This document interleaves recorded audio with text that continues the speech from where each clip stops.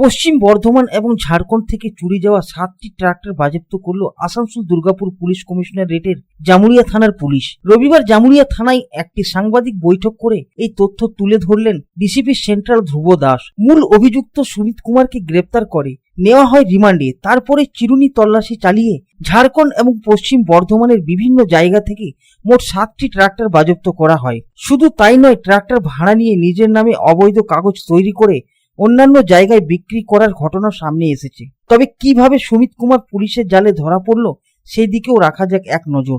জানা গিয়েছে জামুরিয়ার বারুল গ্রামের বাসিন্দা আশিস কুমার মণ্ডল তার ট্রাক্টর শ্রীপুরের বাসিন্দা সুমিত কুমার ভাড়া নেয়।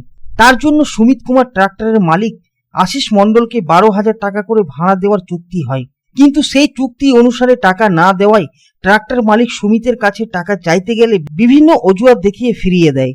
গত মার্চ মাসে টাকা চাইতে গেলে তাকে বলে ট্রাক্টর চুরি হয়ে গেছে।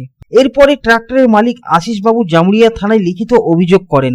এরপরে পুলিশ ঘটনা তদন্তে নেমে অভিযুক্ত সুমিতকে গত 8 মে গ্রেপ্তার করে এবং জিজ্ঞাসাবাদ করতেই পুলিশ জানতে পারে অভিযুক্ত বিভিন্ন মানুষের কাছে বিভিন্ন ধরনের গাড়ি ভাড়া নিয়ে অবৈধভাবে নিজের নামে কাগজ তৈরি করে বিক্রি করে দেয়। পুলিশ এখনো পর্যন্ত 7টি ট্রাক্টর উদ্ধার করেছে। এছাড়াও আরো কি কি গাড়ি সে আত্মসাৎ করেছে তা তদন্ত শুরু করেছে। এদিন সাংবাদিক সম্মেলন করে ডিসিপি সেন্ট্রাল ধ্রুব দাস জানান, থানার অন্তর্গত বারুল গ্রামের অধিবাসী আশিস কুমার মণ্ডল উনি থানায় একটি কমপ্লেন করেন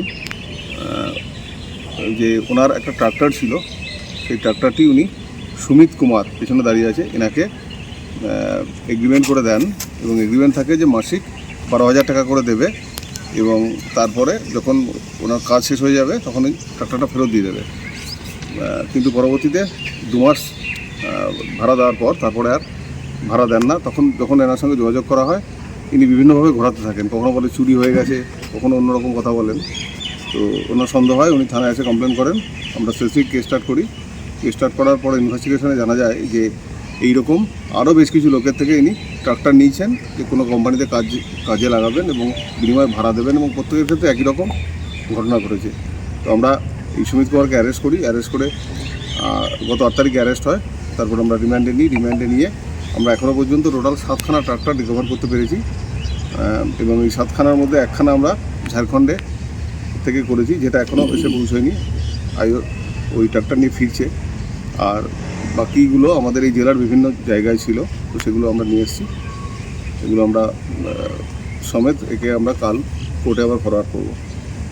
এই সাংবাদিক সম্মেলনে উপস্থিত ছিলেন এসিপি বিমান কুমার মির্ধা, সিআই সুশান্ত কুমার চ্যাটার্জি, জামুরিয়া থানার আধিকারিক সৌমেন্দ্রনাথ সিংহ ঠাকুর সহ জামুরিয়া থানার একাধিক আধিকারিকগণ।